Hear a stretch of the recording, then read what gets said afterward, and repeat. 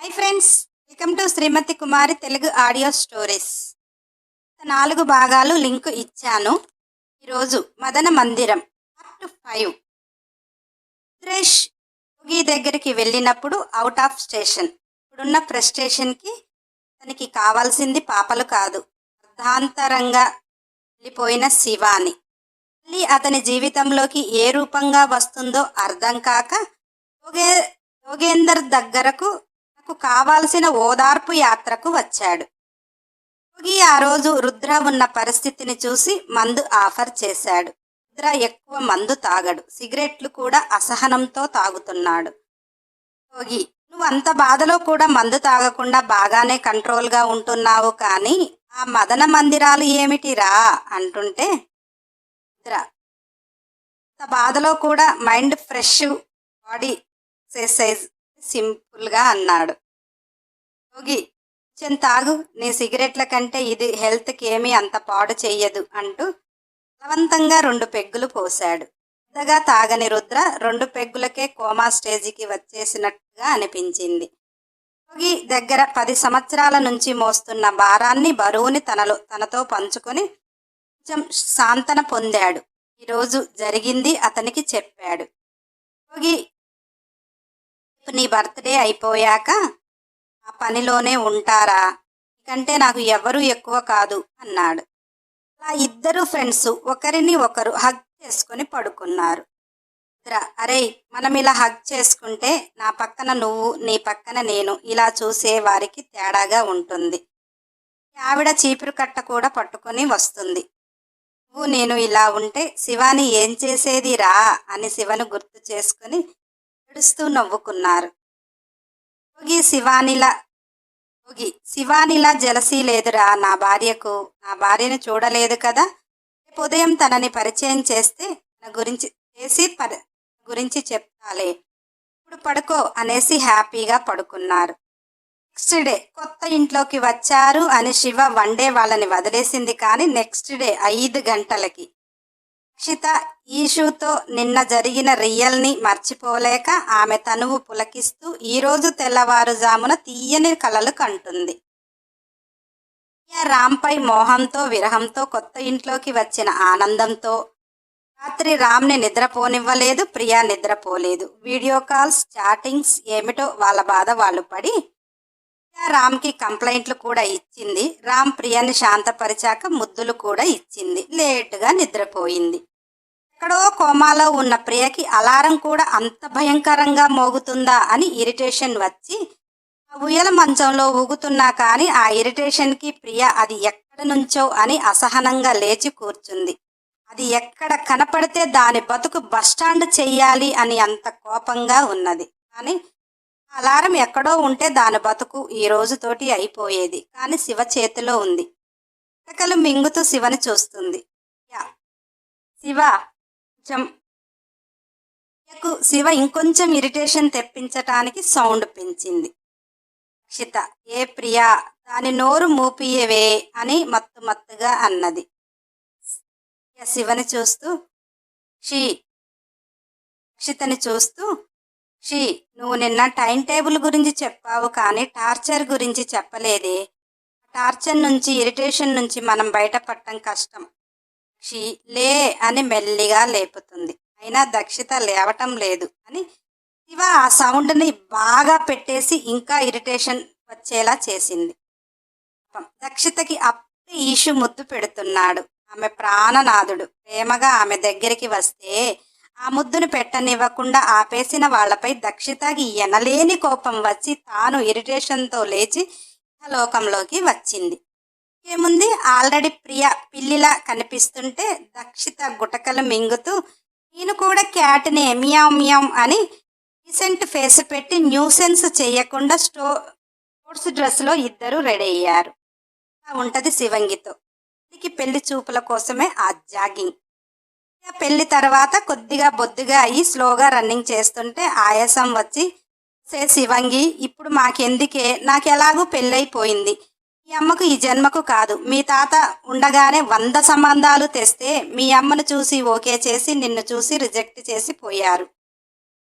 నిన్ను మీ అమ్మని ఓకే చేసిన వాడిని మీ అమ్మ ఓకే చెయ్యదు. ఎందుకే మాకీ తిప్పలు అంటుంటే శివంగి అతనికి తెలియదు. పెళ్లి చూపులు ఏర్పాట్లు చేశాడు. అలా కాదు, అమ్మని గంగిరెద్దులా కూర్చోబెట్టి చూశాక ఓకే అంటే తర్వాత నన్ను చూపించి వాళ్ళు నో చెప్పటం కాదు. మా మమ్మీ నేను జాగింగ్కు వచ్చామనుకో, మా మమ్మీని చూసి హచ్చి కుక్క పిల్లలా తిరుగుతుంటారు వాళ్ళు. నేను కూడా బొచ్చు కుక్క పిల్లలా మమ్మీ చేతిలో ఉంటాను. మమ్మీని పడేయటానికి ముందు నా దగ్గరికి వస్తారు. నా దగ్గర అన్ని టెస్టులు పాస్ అయితే మమ్మీకి ఓకే చేయొచ్చు అందుకు అంటుంటే రొప్పుతూ నడుముల మీద చెయ్యి పెట్టుకుని, నువ్వు మీ మమ్మీ రావచ్చు కదన్నే, నేను హాయిగా పడుకుంటాను కదా, నాకెందుకు ఈ టార్చర్ అన్నది శివంగి. ఈ బాడీలో కొలెస్ట్రాల్ ఎక్కువైనవి అని అందరూ బెంగతో తిండి మానేస్తారు. నువ్వు మామయ్య మీద బెంగతో తిండి ఎక్కువ తిని కొవ్వు ఎక్కువ పెట్టేస్తున్నావు. 4 years అయింది మ్యారేజ్ అయ్యి, ఒక్క బేబీని డెలివరీ చేయలేదు. అమ్మ మళ్ళీ చూసే వరకు నీ ఒంట్లో 1% కూడా కొవ్వు కూడదు. ఏం చేస్తావో బంగారం అన్నాడు. మీకంటే నీకే ఎక్కువ ఉంది. మమ్మీకి జ్యూస్ ఇచ్చేసి నిన్ను ఇంకొక 5 rounds ఎక్కువ వేపిస్తాను. ఎందుకంటే మా మమ్మీకి 1% కూడా కొవ్వు కొలెస్ట్రాల్ ఏదీ లేదు. బేబీని ఉన్నా కానీ మా మమ్మీ ఎందుకు రమ్ములా కాలేదు నీలా అని శివ క్యూట్గా ఆలోచిస్తుంటే మనసులో, మీ అమ్మని నలిపేవారు ఎవరు ఉన్నారే, దాని ఒంటి మీద మగాడి చెయ్యి పడతలేదు కదా, అది ఎక్కడ లావవుతుంది కానీ అని మనసులో అనుకుంటుంటే శివంగి, అవునత్తమ్మా నీకు ఇంకా బేబీస్ రాలేదు, నువ్వు ఇలా తయారయ్యావు. నా అంత బేబీ నీకు ఉంటే గాలిలో సర్కిల్ వేస్తూ రౌండ్గా అయిపోతావు అనుకుంటా. కాస్త బాడీపై శ్రద్ధ పెట్టత్తమ్మా, లేకపోతే మా మామయ్య మిలిటరీ మ్యాన్, జిమ్ బాడీ. నీ రమ్ము లాంటి బాడీని చూసి ఇంట్లో ఇల్లాలుగా నువ్వు పడి ఉంటావు అని వంటింట్లో ప్రియురాల్ని పెడతాడు. నీ ఇష్టం అనగానే, ఒసేయ్ మామయ్యకి లేని ఐడియాలు నువ్వే ఇచ్చేలా ఉన్నావు. నేను పెళ్లి కాకముందు ఎలా ఉన్నానో అలా సన్నగా ఉంటానే, వంటింట్లో ప్రియురాల్ని పెట్టనివ్వను, మామయ్యకి ఇష్టంగా ఉంటాను, ఛాలెంజ్ అంటూ ఫస్టే ఈ గార్డెన్ చుట్టూ 20 రౌండ్లు వేయమన్నావు కదా, నేను 50 రౌండ్లు వేసి చూపిస్తా అని గిరగిరగిర తిరుగుతుంది. శివంగి, మమ్మీ నువ్వు ఈ జ్యూస్ తాగి అత్త కరెక్ట్గా కౌంట్ చేస్తుందో లేదో చూస్తూ ఉండు, నేను ఆ చివరి వరకు వెళ్ళొస్తాను అంటూ శివ స్లోగా రన్నింగ్ వెళ్తుంది. ధర్మారావు అక్కడ కూర్చొని శూన్యంలోకి చూస్తున్నాడు. ఎందుకంటే రుద్ర ఎప్పుడు యోగి దగ్గరికి వెళ్ళలేదు. నైట్ యోగి దగ్గరికి వెళ్ళాడు అంటే రుద్ర మనసుకు ఎంత బరువు, ఎంత బాధ, ఎంత వేదన ఉందో తండ్రిగా అర్థం చేసుకున్నాడు. కానీ ఆ వేదనకు బాధను అతను తీర్చలేడు. కొడుకు మధ్యలో అతనే తన జీవితాన్ని అగాధం చేశాడు అని అనుకుంటున్నాడు. నేను ఎలా నిరూపించుకోను, వాడి బాధను తీర్చు భగవంతుడా, ఇలవేల్పు ఆ శివనాగమ్మ తల్లి మాకు దారి చూపించాలి. ఆ తల్లి మాకు శాపాలు పెడుతుంది. తరతరాలుగా మా వంశానికి ఆడపిల్లలు పుట్టిన తరంలో ఆ అమ్మాయిని ఎంత అల్లారు ముద్దుగా పెంచుతారు అంటే మేఘమాలని ముద్దు చేసి గారాబం చేసి ఇంట్లోనే ఉంచుకున్నట్టు. ఆమె ఏది చెప్తే అదే, ఎలా అంటే అదే. ఇంటి ఆచారం ప్రకారం ఆడపిల్ల పుట్టిన తండ్రి భైరవ కోనలో వాళ్ళ కులదైవం అయిన నాగమ్మ తల్లిని ఒక్కొక్క తరంలో 25-30 సంవత్సరాల మధ్య ఒక మంచి రోజు వస్తుంది. ఆ రోజు శివనాగమ్మకి ఇష్టమైన రోజు. ఆమె ఆడపిల్ల తండ్రిపై చేరుతుంది. ఆడపిల్ల దీపం పెట్టి మనస్ఫూర్తిగా కోరితే ఆ తల్లి బయటికి వస్తుంది. మనతో ఉన్న శివనాగిని ఆడపిల్ల తండ్రిపై చేరినప్పుడు శివనాగిని అతనిపై ఉండి అతనితో రమిస్తూ ఉంటే అతను చేసే నాట్యము శివునికి మెప్పించినట్టుగా ఉంటుంది. రుద్రుడు ఆశీస్సులతో పాటు శివనాగిని ఒక మణి వదిలేసి వెళుతుంది. అది చాలా విలువైనది. ఒక దేవత అయిన శివనాగిని ఆడపిల్ల తండ్రిపై చేరి రమించటం ఏమిటి అని బ్యాడ్గా ఆలోచించకండి. వాళ్ళ వంశానికి చెందిన ఒక చరిత్ర చదివినప్పుడు మీకు అది క్లియర్గా అర్థమవుతుంది. బ్యాడ్ కామెంట్లు పెట్టకండి. అందుకే వారి వంశంలో చాలా అరుదుగా ఆడపిల్లలు పుడతారు. ఆ ఇంటి ఆడపడుచు దీపం పెట్టి ఆహ్వానించకపోతే శివనాగి బయటికి రాదు. ధర్మారావుకి 2 అబ్బాయిలే పుట్టారు. అతను రుద్రుడి కోసం నాట్యం ఆడే అర్హతను కోల్పోయాడు. ఇప్పుడు రుద్రేష్కి మాత్రమే ఆ అర్హత ఉంది. మొదటి బిడ్డగా పెళ్ళంటేనే దూరంగా ఉన్నాడు. ఇంకా పిల్లలెక్కడి నుంచి? ఆ తరం ఇలా అయిపోయింది. వాడి తరం ముందుకు జరిగేలా లేదు. రుద్రేష్ పెళ్లి చేసుకోకపోతే నెక్లెస్ కూడా చేసుకొనని మొండిగా కూర్చున్నాడు. ధర్మారావు తన వంశం నిర్వంశమైపోవటమే కాకుండా తరాలుగా వస్తున్న ఆచారాలు మరుగున పడిపోతున్నాయి. చాలా విలువైన మణి కోల్పోతున్నారు. ప్రతి తరంలో ఒక మణి ఆ శివనాగిని ప్రసాదిస్తే వాళ్లకు సిరి సంపదలు అని. మేఘమాల పుట్టాక ముందు 3 తరాలకు ఆడపిల్లలు లేకపోవటం, మేఘమాల పుట్టగానే ఆ మణి అతని తండ్రికి చెంది దరిద్రంలో ఉన్నవాళ్ళు తల్లిదండ్రులు ఒక్కసారిగా సంపన్నులు అయ్యారు. ఆ సంపదే ఇప్పుడు ఉన్నది. కానీ దాన్ని కూడా తో పెంచింది ఎవరూ లేరు. నా తరంలో పోగొట్టుకున్న అదృష్టం వాడి తరంలో రావటానికి ఎన్నో రోజులు లేదు.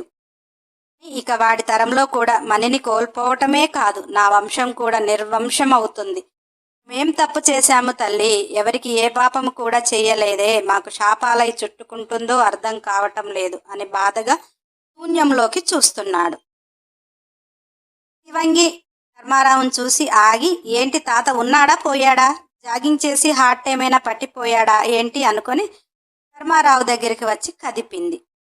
ఎక్కడో ఆలోచనలో ఉన్న ధర్మారావు ఆ అంటూ కంగారుగా కదిలి చూశాడు. ఇవ అంత కంగారు పడిన ధర్మారావుని చూస్తూ తాతగారు అంటూ కూల్ వాటర్ ఇచ్చింది. ధర్మారావు, నేను కూల్ వాటర్ తాగనమ్మా అని అంటుంటే, ఇవ నేను మీకు తాగటానికి ఇవ్వలేదు తాతగారు, కాస్త ఫేస్ వాష్ చేసుకుంటే మైండ్ ఫ్రెష్ అవుతుంది, తర్వాత ఈ హాట్ వాటర్ తాగండి అని తన వెనక బ్యాగ్లో ఉన్న ఇంకో బాటిల్ ఇచ్చింది. ధర్మారావు శివని చూస్తుంటే ఏదో ఆప్యాయత. ఆ మాటల్లో రుద్ర ఎందుకు కనిపిస్తున్నాడో అర్థం కాక చల్లని నీళ్లతో మొహం కడుక్కొని గోరువెచ్చని నీళ్లు తాగి, వరమ్మ నువ్వు ఈ ఏరియాలో నిన్నెప్పుడూ చూడలేదు అన్నాడు. తాతగారు, మేము నిన్ననే ఈ ఏరియాకి షిఫ్ట్ అయ్యాము అంటూ దక్షితని చూపిస్తూ, ఆ చెట్టు కింద ఉన్నది మా మమ్మీ, అక్కడ రన్నింగ్ చేస్తుంది చూశారు, ఆమె మా అత్త అని చెబుతుంటే ధర్మారావు, మీ నాన్న ఏం చేస్తాడమ్మా అన్నాడు. శివ నవ్వుతూ, మా మమ్మీకి పెళ్లి కాలేదు తాతగారు అన్నది. ధర్మారావు ఆశ్చర్యంగా శివని చూస్తుంటే, శివ, పెళ్లి కాకపోతే నేను పుట్టకూడదు అని రూల్ అయితే లేదు, మా మమ్మీ పిచ్చిది, ఎవరో మోసం చేసి ఉంటారు, నేను పుట్టాను, మా మమ్మీ తప్పు లేదు, తన కడుపులో నవమాసాలు మోసి కంటికి రెప్పలా చూసుకుంది. మా తాతగారు ఉన్నప్పుడు మమ్మీ పెళ్లి చేయటానికి ట్రై చేశాడు, నేనే మా మమ్మీకి లైఫ్కు అడ్డమయ్యాను అని మా తాతగారు బాధపడ్డారు, కానీ మమ్మీ ఏ రోజు బాధపడలేదు అని నవ్వుతూ, అలా బయటికి వస్తే నేనైనా నన్ను మా అమ్మని యాక్సెప్ట్ చేసేవారు మా జీవితంలోకి వస్తారని ఇలా వచ్చాను తాతగారు. నాకు మా అమ్మ అంటే ప్రాణం, ఆరోగ్యం అంటే శ్రద్ధ, ఎందుకంటే ఆరోగ్యంగా ఉంటేనే మా మమ్మీని జాగ్రత్తగా చూసుకుంటాను కనుక. ఇంత చిన్న వయసులో ఆరోగ్యం పట్ల అంత శ్రద్ధనా అని ధర్మారావు అంటుంటే, ఇవ ఆరోగ్యం మన చెంత ఉంటేనే ఆనందం మన వెంట ఉంటుంది, జీవితం ఆనందంగా ఉండాలి కానీ బాధగా ఉండకూడదు కదా తాతగారు అంటూ తన బ్యాగ్లో ఆ బాటిల్స్ పెట్టుకుంటూ భుజాన వేసుకుంటుంది. అప్పటికే ధర్మారావు కొడుకు సేమ్ అలాగే మాట్లాడేవాడు. తల్లిని ఒక్క మాట అంటే ఊరుకోకపోయేవాడు 10 సంవత్సరాల క్రితం. ఈ అమ్మాయి మాట్లాడుతుంటే ఆ మాటల్లో గాంభీర్యం, ఆరోగ్యం పట్ల శ్రద్ధ, ఆలోచన విధానం ఏంటి నా కొడుకుని పదే పదే తలపిస్తుంది అనుకుంటున్నాడు. అదే తమలో ఉన్న అతనికి శివ బ్యాగుని భుజాన వేసుకుంటూ ఉంటే షర్ట్ కాస్త పైకి జరిగింది. ధర్మారావు శివ వెనక వెన్ను భాగం చూసి అమ్మా అని గుండె పట్టుకున్నాడు. శివ వెళ్ళేది ఆగి ధర్మారావు గుండె పట్టుకొని బాధపడటం చూసి దక్షితని ప్రియని కూడా గట్టిగా కేకవేసి అక్కడ అందరి సహాయంతో ఇంటికి చేర్చారు. వేదవతి ప్రియని దక్షితని శివని చూసి ధర్మారావుని తీసుకుని వచ్చినందుకు చేతులెత్తి దండం పెట్టాలని పట్టుకోబోతుంటే, శివ మా ఆశీర్వదించాల్సిన చేతులతో అర్థించకూడదు, ఆర్డర్ వేయాలి, ఆశీర్వాదాలు మాకుంటే చాలు అని దక్షితని తీసుకుని వెళుతుంటే, ప్రియని దక్షితని తీసుకుని వెళుతుంటే వేదవతికి కొడుకు మాటలు గుర్తొచ్చాయి. మా నువ్వెప్పుడు అర్థించకూడు, ఆర్డర్ వేయాలి అనేవాడు. ఏంటో వేదవతికి అర్థం కాలేదు, కానీ ఎదురింట్లోకి అందరూ వెళ్తుంటే చూసి డాక్టర్ కోసం కంగారుగా ఎదురు చూస్తుంది. డాక్టర్ వెంటనే వచ్చాడు. ఏదో చూడకూడనిది చూసి ఉంటాడు, ఈ వయసులో హార్ట్ అది తీసుకోలేకపోతుంది, కంగారేమీ లేదు, 10 నిమిషాల్లో లేస్తారు, ప్రాణానికి ఎటువంటి ప్రమాదం లేదు అని చెప్తా అందరూ ఊపిరి పీల్చుకున్నారు. లేడీ బ్యాచ్ అందరూ టిఫిన్ చేసి రెడీ అవుతుంటే Ram office address, office details పెట్టాడు ప్రియకి. ఆ డీటెయిల్స్ అందులో రుద్ర ఫోటో చూసి పువ్వున కేక వేస్తూ వీడొక పచ్చి రోగు అని రుద్రని పిచ్చి తిట్లు తిడుతుంది. టామ్ నిన్న మాల్లో జరిగింది ప్రియ చెప్పింది కదా, అది ఆలోచించి అతను మీరనుకున్నంత రోగ్ కాదు, ఆడపిల్ల నో చెప్తే టచ్ చేసే అంత మూర్ఖుడు కూడా కాదు. ఏం కాదు, వెళ్ళండి, మీకు ఫుల్ సెక్యూరిటీ ఉంటుంది, మీకు ఇష్టం లేకుండా ఎవడు అక్కడ టచ్ చేసేవాడు లేడు, మూసుకొని వెళ్ళండి అని గద్దించి చెప్పాడు.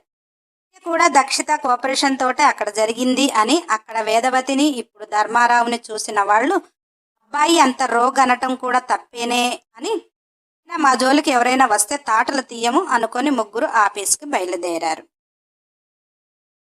నెక్స్ట్ ఎపిసోడ్ కోసం సబ్స్క్రైబ్ చేసుకొని వారు ఉంటే చేసుకొని బెల్ ఐకాన్ టచ్ చేసి ఖచ్చితంగా లైక్ చేయండి, కంపల్సరీ కామెంట్ ఇవ్వండి, వీలైతే షేర్ చేయండి. మన ఛానల్లో కంప్లీట్ అయిపోయిన స్టోరీలు చాలా ఉన్నాయి, ప్లేలిస్ట్లో పెట్టాను, నాన్ స్టాప్గా వినండి.